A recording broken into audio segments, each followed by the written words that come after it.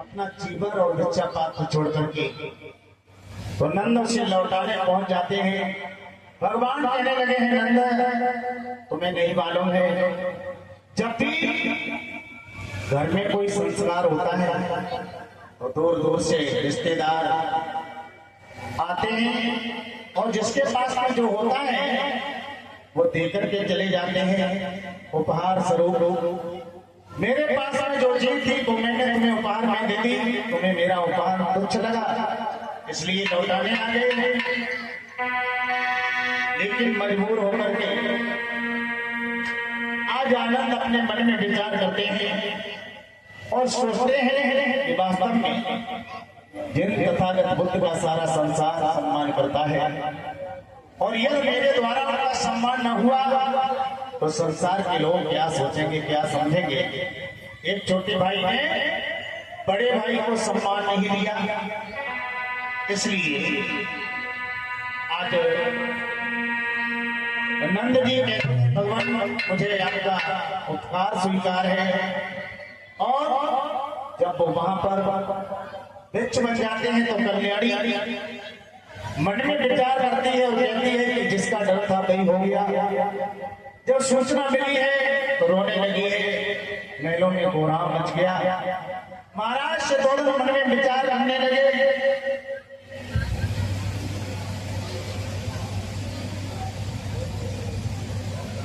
सोचने लगे हैं कि अब क्या होगा।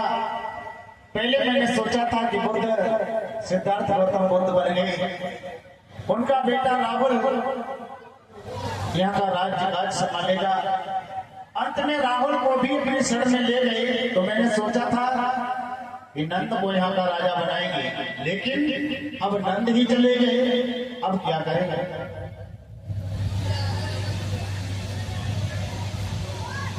बड़े चिंता में पड़े रहते हैं, असमंजस में पड़े रहते हैं मेरे भाई।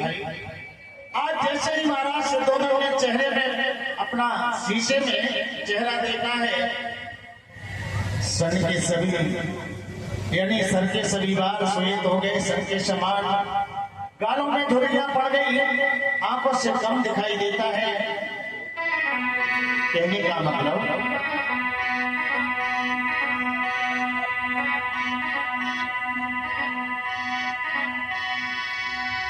कि बालों ने कहा इशारों में, जैसे ही महाराज ने गौर किया है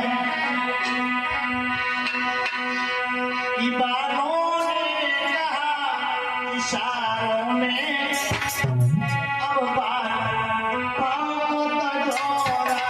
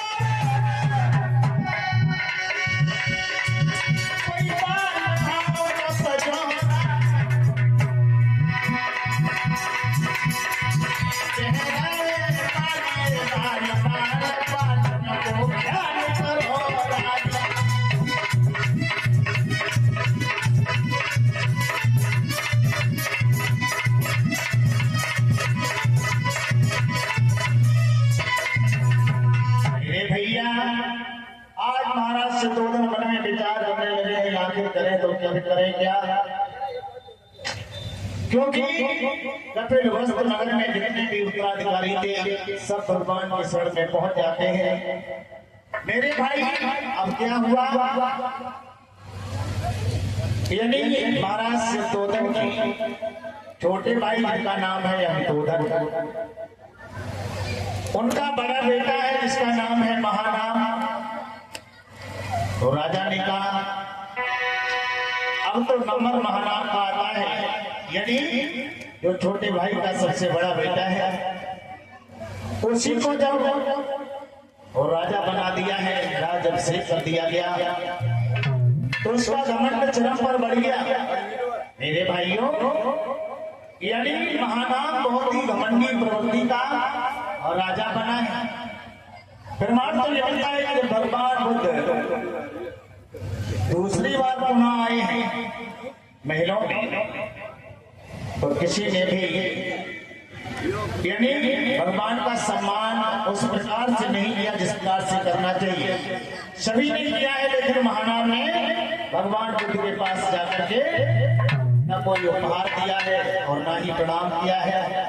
जब भगवान लौट गए,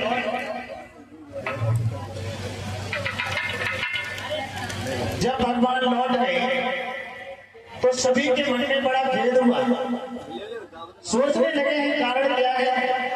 महानाम ने भगवान का सम्मान नहीं किया, दान नहीं किया, उपहार नहीं दिया, यानी सभी सात के परिवारों में चर्चा का विषय बन गया। सभी को इकट्ठा किया गया तो एक शर्त रखी गई कि एक एक घर से एक एक राजकुमार जाएगा। तो मेरे भाइयों, प्रमाण तो ये मिलता है कि 500 राजकुमार उस समय में उपाधि लाई। भगवान के शरण में जाने के लिए जब तैयार हुए हैं, राजा ने अंतोदन ने अपने मन में विचार किया कि हम यदि अपने छोटे बेटे से कहते हैं या बड़े से कहते हैं तो उन्हें बुरा लगेगा कि हमारे पिता हमें ज्यादा चाहते हैं, हमें कम चाहते हैं। इसलिए उन्होंने कहा कि भगवान बुद्ध के शरण में एक राजकुमार को जाना है, विचार समय करना है, बड़ा जाएगा या छोटा जाएगा। मेरे भैया, आज जैसे ही महाराज अंतोदन ने अपने बड़े बेटे महानाम के पास में ये बात रखी तो महानाम बड़ा होशियार है, सोचने लगा है और अपने छोटे भाई अनिरुद्ध को समझा करके कहने लगा है, सुनतो भैया,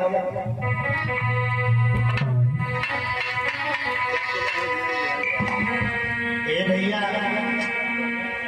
हाँ भैया, देखो हर घर से एक राजकुमार भगवान बुद्ध के पास में जाने के लिए तैयार हो रहा है।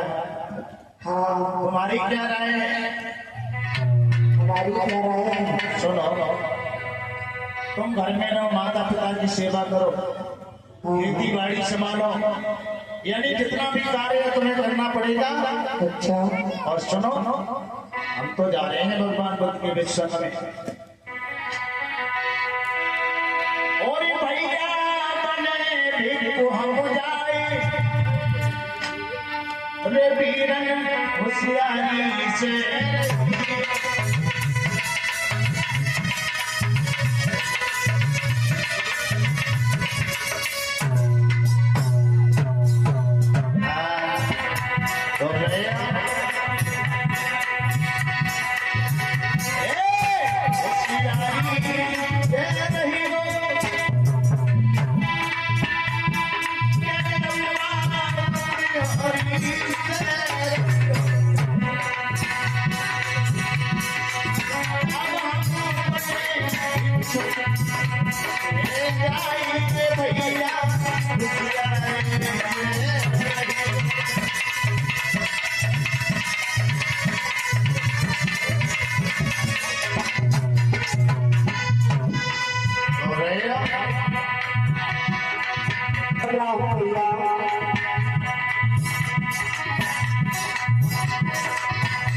देखो, हाँ, तुम्हें नहीं मालूम है भगवान बुद्ध का संसार के लोग इतना सम्मान करते हैं, राजा महाराजा सेठ साहूकार सभी भगवान को निमंत्रण करते हैं और बढ़िया बढ़िया पकवान खाने को मिलते हैं, बढ़िया बढ़िया वस्त्र दान किए जाते हैं, यानी बैठे बैठे मौज उड़ाई के जा करके। इसलिए सुनो, ऐसा करो भैया, जाओ सुनो घर पे बने रहो, चले जाए तो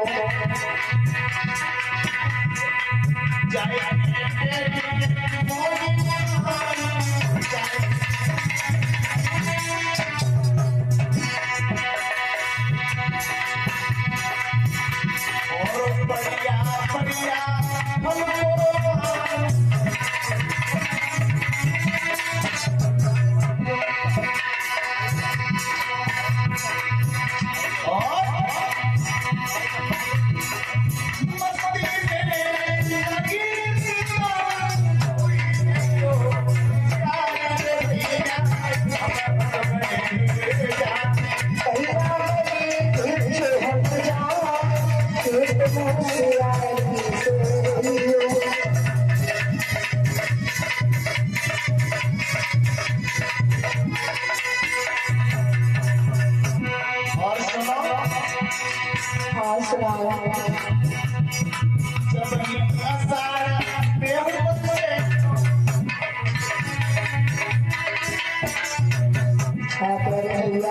आषाढ़ में जब पानी बरसेगा, उसके बाद में खेतों में नदी होगी और जब पॉइंट आ जाएगा तो हल लेकर के अपनी जुताई करना,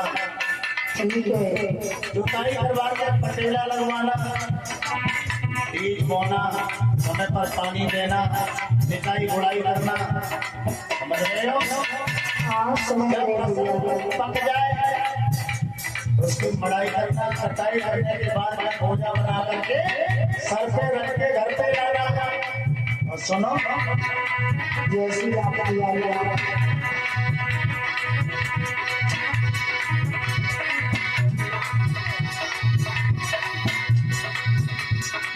मात पिता की सेवा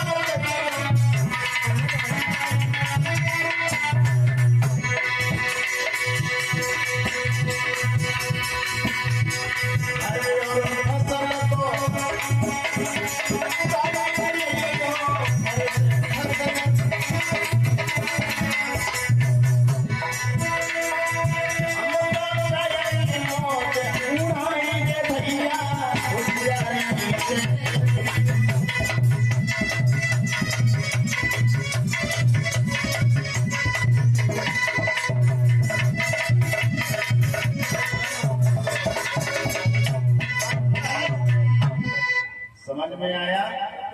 इतने सारे काम तुम्हें करना पड़ेगा, खेती बाड़ी, निराई गुड़ाई, और जब फसल तैयार हो जाए तो घर पे लाना, और बाद में जब आएंगे तो हिसाब और लेंगे, ठीक है? तो भैया सोचने लगो, बता इतनी बड़ी परेशानी हमारे सर पे, और ये भगवान के पास जाकर के मौज उड़ाए।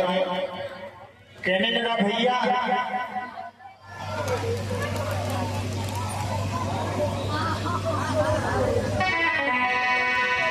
कहने लगा है भैया मुझसे इतनी बड़ी ये मेहनत कैसे हो? सुन रहे हो? हाँ सुन रहा हूँ भैया। खेती बाड़ी समय पर करना, माता पिता की सेवा करना, चूक न हो जाएगा, और हम आकर के हिसाब मांगेंगे, सही हिसाब भी होना चाहिए। अच्छा बड़े चतुर हो, बड़े चालाक हो, हम अभी घर पे छोड़ जाओ काम करने के लिए, और तुम भगवान के पास में जाके मौज उड़ाओगे। अब देख ले अपने हिसाब से।